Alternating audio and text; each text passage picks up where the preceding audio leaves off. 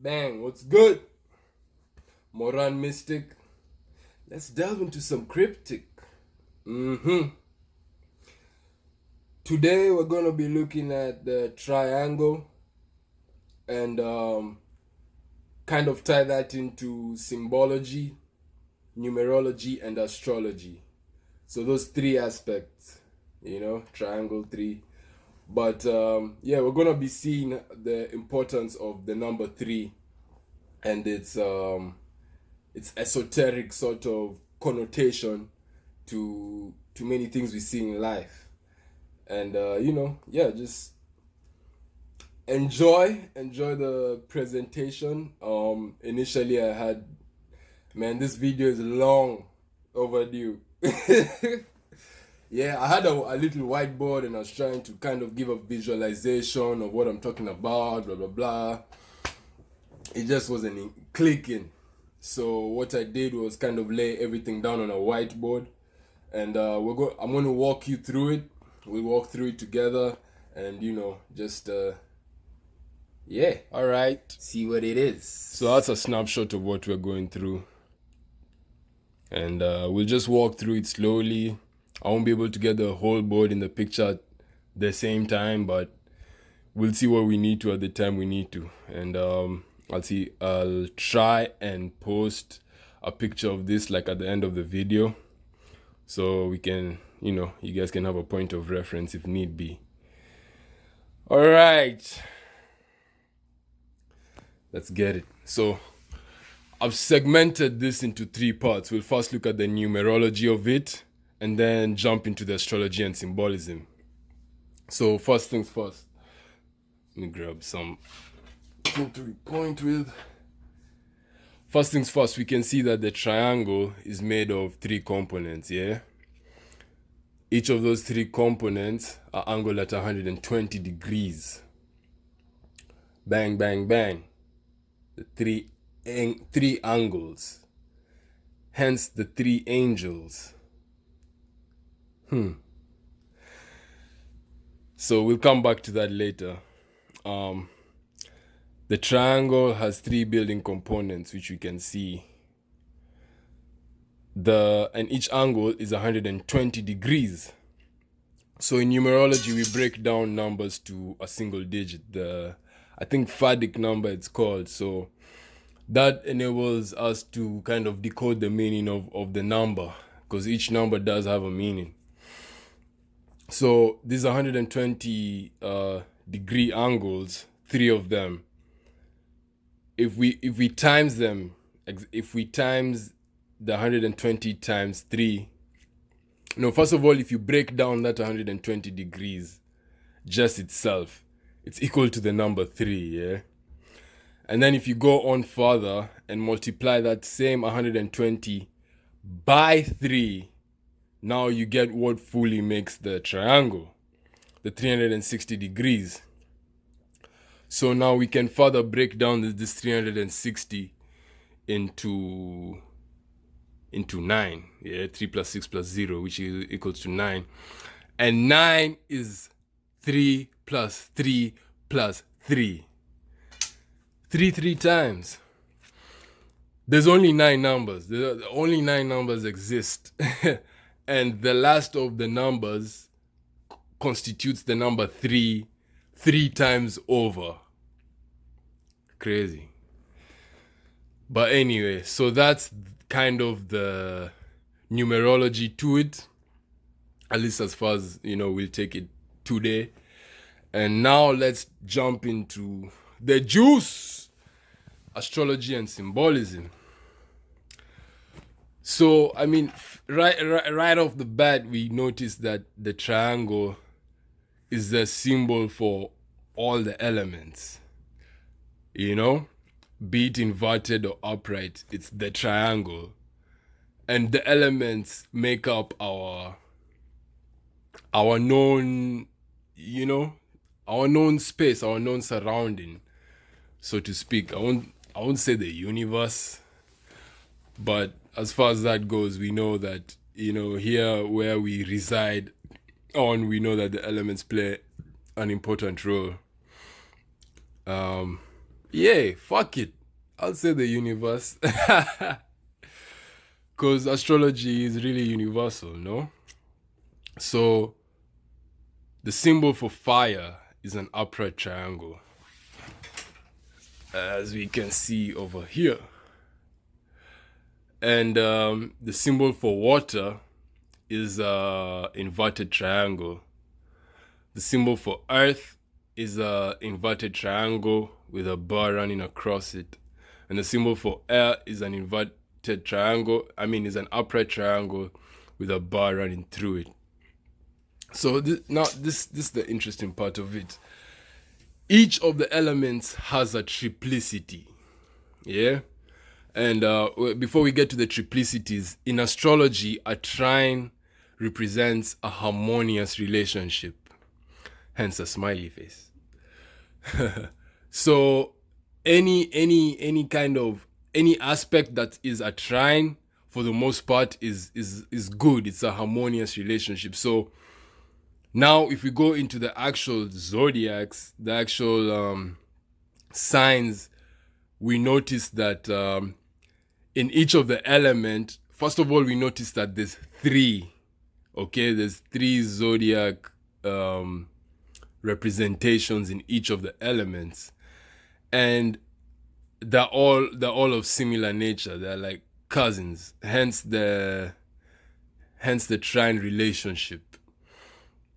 Every triplicity in each element trines with each other.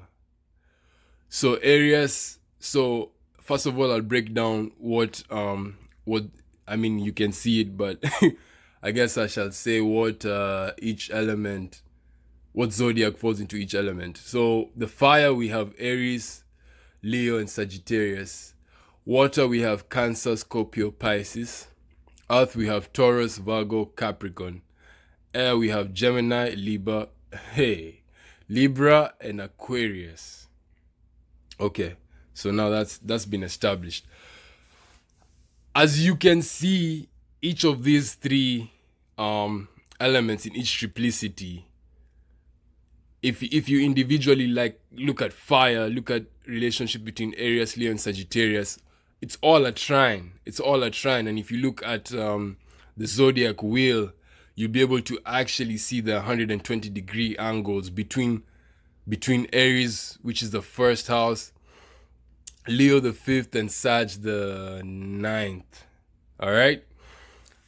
So, and then now we come to water, Cancer, Scorpio, Pisces, which all trine with each other. Okay. And then jump to earth, Taurus, Virgo, Capricorn. Same thing, trine. And in air, Gemini, Libra, and Aquarius all trine each other. Okay. So that's I guess the basis of what I wanted to drive is the first of all the symbol and how it ties directly into astrology, and furthermore like the actual elements. And then now we've looked into each triplicity where we still see the number 3 playing out, yeah? And how each triplicity relates with in itself. Yeah, if that makes sense. Okay, so symbols show the triplicity relations. That's basically what it is. Like right off the bat, if you're to look at those symbols, like what matches, just an innocent mind, looking at this would right away match what looks alike, yeah? So the two upright triangles, fire and air, okay, as we can see up there, fire and air, they generally in astrology have a good relationship. Now, relationship is a broader term, it's not necessarily a relationship, or I'll just say interaction or whatever. Fire and air are, so you have fire and air, and then you have water and earth, who Now those elements work well with each other. Yeah. And in fire, you have Aries, Leo, Sagittarius, like we went over before. And then in air, you have Gemini, Libra, and Aquarius. Aquarius. Here's where the paradox comes in. Like, okay, first of all, the symbology of it tells it all. The main difference between the fire symbol up there, and the air is only the bar that runs across. Yeah. So like if there's what is that flying around? Anyway, if we're just talking layman terms, obviously you can see that whatever matches, if it matches, it's good, no? I mean, for the most part, we generally say whatever matches is. It can't match if it's not good or meant to be, I guess. And you know, I wrote a statement down there: no fire without air. You know, oxygen. There's nowhere you're going to find a fire without air. You know what I'm saying? So same way, water makes the earth grow. All right. And then it comes down to the relationship of water and earth. And obviously, again, we can see they're both inverted triangles, with the only difference being the bar in the earth, across the earth symbol. Yeah. But say you're a 2-year-old and you ask, okay, if you're given a quiz of generally what zodiac signs, you know, relate well with each other, and you're given symbols, in subconsciously or instinctively, you're going to match what is the same, you know. And it's evident here. We can see that more or less they are the same. And if you now start to look at each element and each of its attributes, bro, what is that? Afla is disturbing me, man, but we're too deep in this video to start again. Yeah, it's okay. You'll be partake. Back to it. I was talking about fire and air and water and earth and the relationships with each other. So before I kind of get myself all over the place, let's go back and do it systematically. So fire has Aries, Leo, Sagittarius. Air has Gemini, Libra, Aquarius. So for me, like when I was kind of putting this together, the paradox came in that, yes, they have a good harmonious relationship generally, but like if you look carefully, you'll see the exact polarities, and that explains this line, like the natural polarities of it all. And what's that? It's one of the seven laws, the like in the Kabbalion, and I forget which law it is, but the law of polarity, meaning that, you know, everything is the same, like temperature. Hot and cold is the same thing, it's just extremes. It's just different extremes of the same thing, yeah? If you look at your thermometer, it doesn't say this is where hot starts, this is where cold starts. So same thing in astrology. You have oppositions, you know what I'm saying? So the paradox came in that, okay, yes, that has a good relationship, but then now we start to see the obvious oppositions: Aries, Libra, Leo, Aquarius, Sagittarius, Gemini. It's not opposite in the sense that they're different, you know? Opposite in the sense of, I guess, expression, you know? And then if we come down to water and earth, we see now the polarities between Cancer and Capricorn, Scorpio and Taurus, Pisces and Virgo.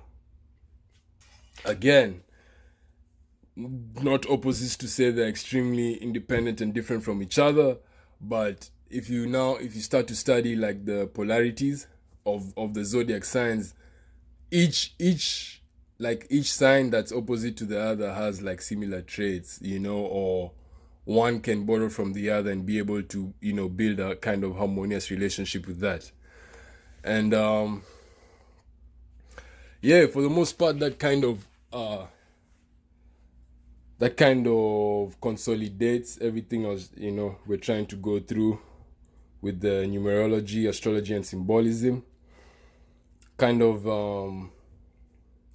a shallow basis. We didn't go too deep in it, but now we can see how everything is tied, like synchronicity, which for me I believe is like the ultimate subject to study is the synchronicity, the study of how all things are one.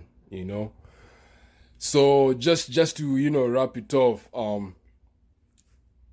we come now here to the triangle and the three angels. So a more practical sense of this three. The three has held reverence, forever, forever. And these are just a couple of things like I was brainstorming on how the three plays out. Most obviously, soul, spirit, body. Past, present, future. Three. If you look into Kemet, Egypt, Osiris, Isis, Horus. The three, the Trinity.